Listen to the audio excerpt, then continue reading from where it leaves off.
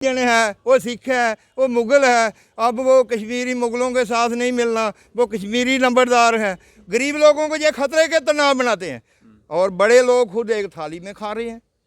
फिर मैं भी सोचा मैं मरना तो है एक दिन, चलो मैं घूमते हैं। मैं कश्मीरियों के घरों में भी चक्कर लगाया, किसी कश्मीरी ने मुझे कुछ नहीं बोला। हरिजनों के घरों में भी चक्कर लगाया, चाय पानी सब ने दिया, रोटी दिया, किसी ने मुझे जहर नहीं दिया। ये जहर तो ऊपर से हमें हाई कमांड वाले दे रहे हैं। तो ये हमारी बात हाई कमांड वाले भी सुने। बाकी अगर मुझे मारने आएंगे, मैं एक नहीं मरूंगा, ये जितनी भी तादाद में खड़े हैं ये भी मर जाएंगे और जम्मू का निशान ही खत्म हो जाएगा। भाजपा जाता है, ऐसे नाम तो बड़ा है कि नंबरदार नंबरदार। जब एक नंबरदार मर जाता है, क्या उसके घर कोई पटवारी तहसीलदार या कोई आता है उसको कुछ डोनेट करता है? क्या उसको कफन देता है? ये बात छोड़ने की बात नहीं है। जिस कहने को तो सभी कह रही हैं, गवर्नमेंट तो बड़ा बड़ा दावा करती हैं।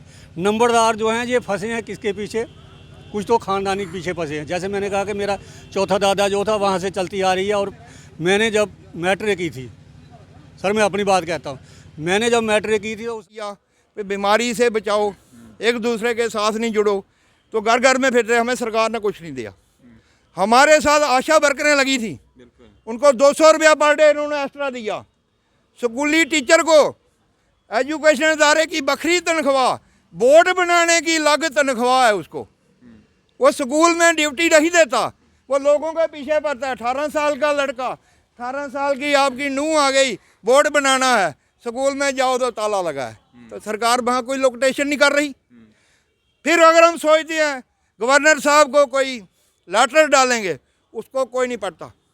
सोचते हैं दमेल आती हैं, भाई मेन रोड पे मिलेंगे, कोई बात करेंगे, वहाँ हमें प्रोटेक्शन वाले CID वाले जाने नहीं देते हमेशा। सर इंडिया और मैं हूं अरफाज मडैंग। आज प्रेस क्लब के बाहर चौकीदार, नंबरदार, जितने भी लोग हैं, एसोसिएशन जो भी है, इनकी प्रोटेस्ट कर रहे हैं अपनी मांगों को लेकर के। बातचीत करेंगे। सर सबसे पहले आपका नाम जानना चाहेंगे। मेरा नाम है बलवंत सिंह, सन ऑफ नंदलाल, कौम ठक्कर, तहसील कटरा, डिस्ट्रिक्ट रियासी। क्या कारण है आज यहाँ पे आप प्रोटेस्ट कर रहे हैं और नंबरदार हैं? देखो जी, हमारी सरकार ने हमारे पर एक दबदबाया बनाया है कि जो ओवरेज नंबरदार हैं उनको भी निकाल दो, बाकी इनको सैलरी कुछ नहीं देना है। बाकी हमारे लिए और भी कुछ ऐसे ही दबदबा बनाए हैं कि उसका हिसाब क्या बताएं। इन्होंने ये पॉलिसी रख ली है, जैसे एक पंजाब का जट था, उसने एक गन्ना रखा था, वो कहता था तेरे को गन्ना खिलाऊंगा, बहुत मीठा है। जो आगे होता था उसको गन्ने की मारता था। उसने इसी तरीके से पूरी दुनिया को मार मार के तबाह कर दिया था। ये पहले लोगों को मार रहे थे उस गन्ने की। अभी शाम तक हमारी आई है, ये कह रहे हैं नंबरदार और चौकीदार का कोई हिंदुस्तान में या जम्मू कश्मीर में हक हुकूक ही नहीं है। भाई हमने पूछा क्यों नहीं है? ये कहते हैं नहीं जी वो ड्यूटी बनाया है, तो ड्यूटी के तहत नंबरदार और चौकीदार को कोई भी हक नहीं मिलता। मैं सर क्यों नहीं मिलता? हैं आप शहरी नहीं हो। मैंने सोचा शहर के लोगों को शहरी कहते हैं, फिर बाद में किताब में देखा तो शहरी होता है एक देश का व्यक्ति होता है, उसको हर एक हक हुकूक होता है। अगर नंबरदार चौकीदारों को हक हुकूक नहीं देंगे तो मुझे तो ऐसा शाक हो गया कि फिर ये सारे लोगों को तबाह करना चाहते हैं। जम्मू कश्मीर को तबाह करेंगे, कहीं बेचेंगे तो पैसा इकट्ठा करेंगे, मगर हम इनसे बिकने वाले नहीं, ना डरने वाले, ना मरने वाले। एक गन्ने से ये एक को मारेंगे, हम सब इकट्ठे मर जाएंगे। अगर इसमें मैं कोई झूठ बोलूँगा या दगा फरेबी बात करूँगा तो ऐसा मैं इंसान नहीं। मैं अच्छे घराने से, गरीब घराने से तल्क रखता हूँ। माता बाबा वाली के दरबार में आता हूँ, मैं मेरे साथ बाबा वाली का ताबन है, इसलिए मैं खुली डुली बात कर रहा हूँ। नहीं तो ये रास्ते चलते मरवा भी देते हैं आजकल के गुंडे गारे। मगर मैं माता के दरबार में खड़ा हूँ, मैं मरने से नहीं डरूँगा। अगर ये तानाशाही बनाकर सभी नंबरदार, सभी चौकीदारों को या मेरे देश के लोगों को ख़राब करेंगे, मैं अपनी गर्दन काट के गुस्से में दरबार में चढ़ा दूंगा, मगर जम्मू पर इनको उंगली नहीं उठाने दूंगा। ये मेरा पक्का दावा है। और क्या क्या दिक्कतें आ रही हैं इसके अलावा? हमें बहुत दिक्कतें हैं। देखो ये किसी बदमाश को कवर करना है तब भी नंबरदार खुद साथ जाता है। जो पिटो कुटा, जो धड़की धमकी होती है तो नंबरदार को होती है। और किसी महकमे में आना है, नंबरदार के घर में आना है, उसका इंतजाम पूरा हम करते हैं। रोटी पानी चाय का भी करते हैं। आज 100 रुपया लीटर पानी है, हम हमारे घर में 2 महकमे आएंगे, कहाँ से पिलाएंगे उनको? क्या दरिया सूख गए हैं जम्मू कश्मीर में? बौलियाँ चश्मे सूख गए। जहाँ अंधकार पड़ा है, गफलाबाजी हो रही है, वहाँ सरकार की लोकेशन ही कोई नहीं है। खाली नंबरदार व चौकीदार पर लोकेशन है। स्कूल बंद पड़े हैं, कोई सरकार वहाँ नहीं तवज्जो दे रही। फिर महकमा माल के इसके ब्लॉक के काम हो रहे हैं, और रास्ता बना लिया जी, कागज़ों में 40 करोड़ लगा दिया, बजट इनके देखो इतना लगा दिया। हमें 1 किलो दाना खंड नंबरदार को डीलर लोग फूड सप्लाई की देते थे कि नंबरदार के घर में आना जाना बहुत है, 1 किलो इसको दे दो। हमें बिल्कुल नहीं मिल रही है। हमें सोचा लून से ही चाय पिलाएंगे, और कई नंबरदार लोग पिला रहे हैं। तो नंबरदार के लिए लून भी 70 रुपये किलो पिछले साल बिक गया। कहते हैं नहीं जी पाकिस्तान की पाबंदी है। ये पाकिस्तान को पूछ कर काम कर रहे हैं। 70 रुपये किलो लून नंबरदार चौकीदारों ने खरीदा है, और लोगों को फिर भी चाय हम लूनी पिला रहे हैं, मीठी नहीं पिला सकते, खंड तो हमारी बंद है। ये बात है मुक्तसर सी, इसमें कोई प्रपोगंडा नहीं। हमें गुस्सा क्यों आया कि हर बार हमें ही दबाया जा रहा है। पीछे जो लॉकडाउन हुआ, घर घर में हमने लोगों को अवेयर किया कि बीमारी से बचाओ, एक दूसरे के साथ नहीं जुड़ो, तो घर घर में फिर रहे, हमें सरकार ने कुछ नहीं दिया। हमारे साथ आशा वर्करें लगी थी, उनको 200 रुपया पर डे इन्होंने एक्स्ट्रा दिया। स्कूली टीचर को एजुकेशन इदारे की बखरी तनख्वाह, बोर्ड बनाने की अलग तनख्वाह है उसको। वो स्कूल में ड्यूटी नहीं देता, वो लोगों के पीछे पड़ता है। 18 साल का लड़का, 18 साल की आपकी नूंह आ गई, बोर्ड बनाना है, स्कूल में जाओ तो ताला लगा है। तो सरकार वहाँ कोई लोकेशन नहीं कर रही। फिर अगर हम सोचते हैं गवर्नर साहब को कोई लेटर डालेंगे, उसको कोई नहीं पढ़ता। सोचते हैं दमेल आती हैं भाई मेन रोड पे मिलेंगे, कोई बात करेंगे, वहाँ हमें प्रोटेक्शन वाले CID वाले जाने नहीं देते। हमेशा गरीब लोगों के साथ धोखाधड़ी हो रही है, धोखाधड़ी हो रही है, और सच्ची बात है। बस यही इतनी मुख्तर है। तो ये जो अभी ज़्यादा नहीं मैं बोलना चाहता, मैं खुद भी तिरंगे झंडे के नीचे हूँ। बिल्कुल बिल्कुल। अभी जो ये स्टेट ड्राइव जो चलाई जा रही है, इंक्रोचमेंट ड्राइव जो चलाई जा रही है, इसमें भी कहीं ना कहीं नंबरदार चौकीदार की बहुत ज़्यादा भूमिका रहती है। देखो जी, ये जो स्टेट का मसला है ना, हम ये नहीं कहते अगर इंडिया के साथ मिला दिया हम तब भी खुश हैं। और जैसे हमारा पहले अलग से आइन था जम्मू कश्मीर, हम तब भी खुश थे, मगर फिर भी थोड़ा न्याय होता था पहले। जब से ये हमारी ड्यूटी बनी है, लोगों के लिए बिल्कुल इंसाफ नहीं है। ये जो टोपी लगाई है मैंने अपनी कीमत की नहीं लगाई। एक बार मैं पहले बोला था, तो गुलाम नबी आज़ाद उस वक्त CM थे, उन्होंने बोला यार ये गरीब लोग हैं, नंबरदार चौकीदार, इनके बारे में कोई भी एडमिनिस्ट्रेशन बात नहीं करती, ये जुड़े हैं, देश का काम कर रहे हैं, और सीधे साधारण गरीब लोग हैं, हल चला के ढगे बहा के अपना देश भी चला रहे हैं, अपना घर भी चला रहे हैं, चलो इनको 1500 रुपया कर देते हैं। अच्छा। उस वक्त तेल था 35 रुपये किलो, बिल्कुल। फिर तेल का दाम हो गया 200 रुपया किलो। शहर वालों ने भी ख़रीदा, गांव वालों ने भी ख़रीदा, फिर भी वही 1500 हो रहा। फिर एक बार हमें थोड़ा यूँ बात किया, मैं तेल बहुत महंगा, थोड़ा बढ़ा दो, जी आपको तोहफ़ा है। मैं सर किस चीज़ का तोहफ़ा है? जी अंग्रेज़ों ने रखा था नंबरदार और चौकीदार का दर्जा, वो चले गए, निशान रख लिया।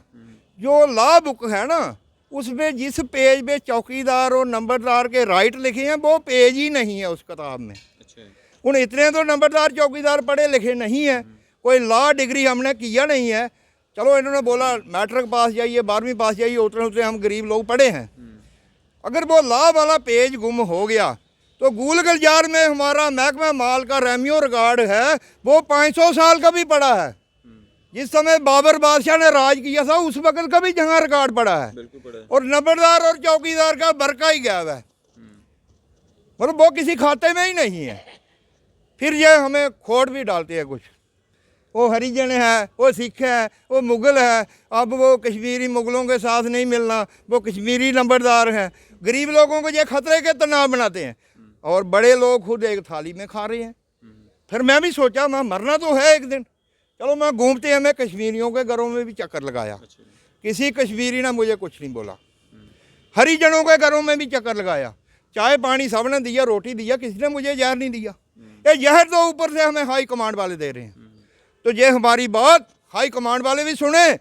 बाकी अगर मुझे मारने आएंगे, मैं एक नहीं मरूंगा, ये जितनी भी तादाद में खड़े हैं ये भी मर जाएंगे, और जम्मू का निशान ही खत्म हो जाएगा। भाजपा के जम्मू कश्मीर में आने के बाद जम्मू कश्मीर में क्या बदलाव हुए? देखो जी, भाजपा आने से जम्मू कश्मीर का बेड़ा ही गर्क हो गया, बेड़ा ही गर्क हो गया। हमें क्या मिल रहा है? कुछ नहीं मिल रहा है। जो कंडी में दूर दराज में लोग हम रह रहे हैं, भूखे मर रहे हैं लोग। हम लोगों के चूल्हे तक जाके देखते हैं, गांव में जाते हैं, किसी को बिस्तर नहीं है, किसी को कपड़ा नहीं है, किसी को रोटी नहीं है। जो फूड सप्लाई का कंट्रोल मिलता था आज वो भी पूरा नहीं है। खाली ओ जी डोमोसाइल बना लो, अपना पैन कार्ड बना लो, अपना आधार बना लो। वो कितने डॉक्यूमेंट लोग बनाएंगे? अनपढ़ता में लोग हैं, फिर दफ्तर जाते हैं 6-6 महीने उनको एक डॉक्यूमेंट नहीं मिलता। कहाँ जाएंगे गरीब लोग? अगर नरेंद्र मोदी को गरीब लोगों की ज़रूरत नहीं है, भाई एक जहाज ले आओ, बैठाओ, इनको भेज दो किसी दूसरे देश में, नहीं तो जहर के टीके लगा दो, ख़त्म कर दो सारा लिखाई। अब जिस तरह से ये भी सुनने में आता है कि हिंदू राष्ट्र की ओर जो है बढ़ रहे हैं, तो आपको लगता है उससे कोई बदलाव होगा? नहीं जी, कोई बदलाव नहीं होगा। ये खाली अपनी कुर्सी का बदलाव देख रहे हैं। गरीब लोगों को मार देंगे ये पक्की बात है। हमें यकीन हो गया। मुझे बाबे वाली माता भी सपने में बताती है बचो, मैं बाबे वाली माता पे यकीन करूँगा, वैष्णो देवी पर करूँगा, शादरा शरीफ के गदीदार पीर बाबा पे करूँगा। इन लोगों पर विश्वास ही कोई नहीं है, विश्वास ही घात है। तो जाए इंतजार पर। आज जो प्रोटेस्ट कर रहे हैं, आप मांगे क्या हैं? आप हम अपने हक जो है मांगेंगे, क्या मांगे? लेंगे, नहीं सरकार देगी। पटरी पर मर भी जाएंगे तो मरने से नहीं डरेंगे। क्या क्या मांगे हैं आपकी? देखो जी, पहले नंबर हमारी सैलरी भी होनी चाहिए, और जो हमारे गांव के गरीब लोग हैं उनकी भी सरकारी मदद जैसे पहले चलती आई है वैसी होनी चाहिए। ये गरीबों को ये तबाह कर रहे हैं। बड़े बड़े जो सेठ हैं वो हमारे पर जहाज उड़ा के ऊपर जा रहे हैं, नीचे नीचे तबाह हो रहा है। हमें खाली जहाज नहीं देखने हैं, हमें ग्राउंड में देखना क्या हो रहा है। ग्राउंड में कुछ हुआ ही नहीं है। ये पक्की बात है, कोई दो राय बात नहीं है। चलिए, शुक्रिया मेरे से बात करने के लिए। क्या क्या नाम है सर आपका? मैं करतार सिंह हूँ। करतार जी, कहाँ से आए आप? मैं उधमपुर से आया हूँ सर। आप क्या हैं?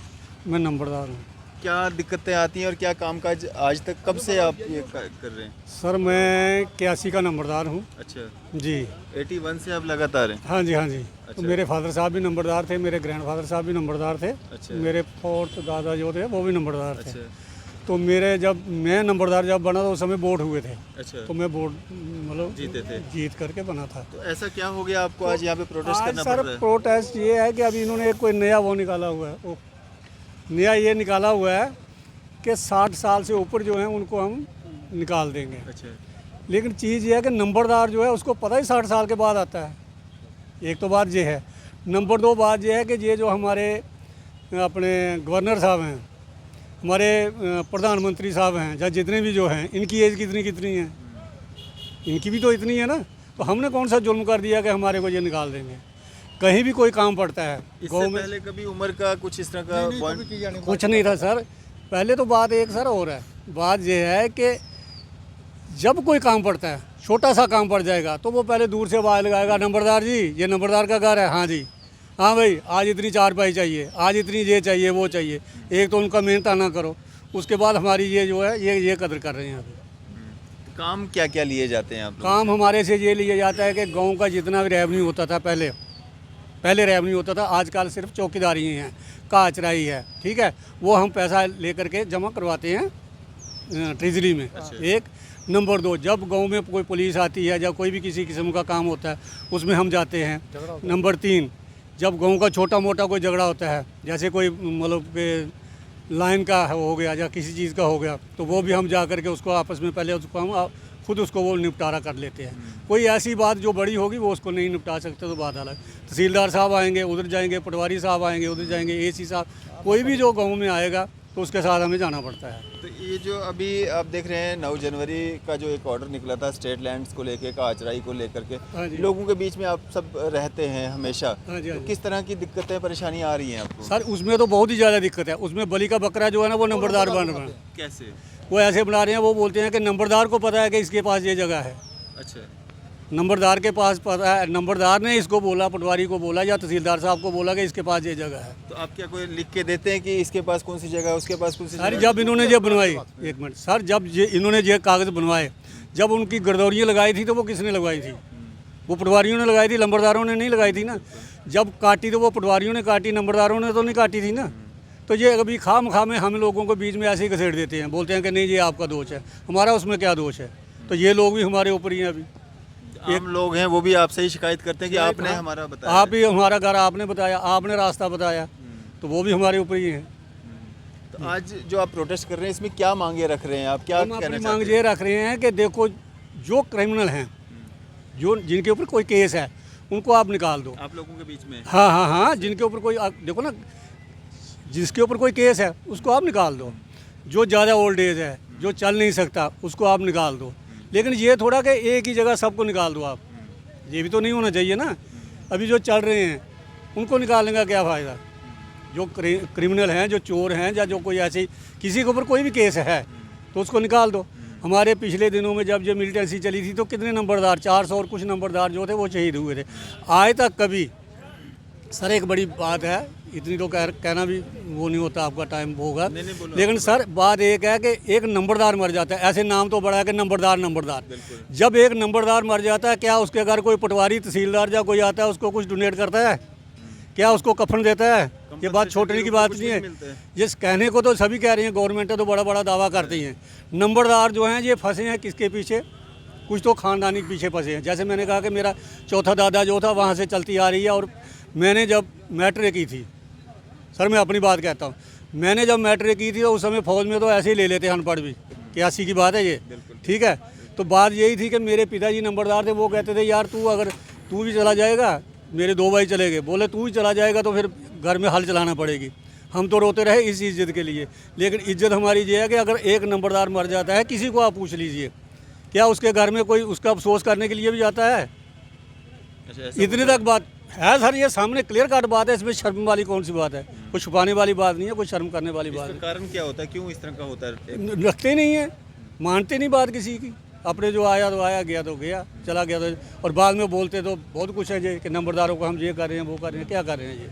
हम इनसे एक यही गोर लगाते हैं कि जितनी एज इनकी है, जितने तक वो है, चल रहा है, काम कर रहा है, उसको काम करने दो। उसके बाद वो जब एक्सपायर हो जाएगा, खत्म हो जाएगा, उसके बाद दूसरा मना लो। तो ये सब बदलाव तो होने ही थे ना। अब जम्मू कश्मीर यूटी में तब्दील हुआ है, पहले स्टेट हुआ करते थे, अब यूटी में तब्दील हुआ है, 370-35 से टूट चुका है। उसके ऊपर हम बिल्कुल एग्री हैं, लेकिन सर क्या यूटी JNK में भी है या हिंदुस्तान में है? हिंदुस्तान में बहुत सारी है ना। फिर दिल्ली में कानून क्या है, हरियाणा में क्या है, पंजाब में क्या है? वो नंबरदारों की कितनी कितनी सैलरी है? फिर वो अगर वो बात करते हैं तो वो हमारे यहाँ भी इतनी कर दो ना। बिल्कुल। अगर वहाँ इतनी है तो हमारे भी इधर इतनी कर दो ना। हमारी क्यों नहीं करते?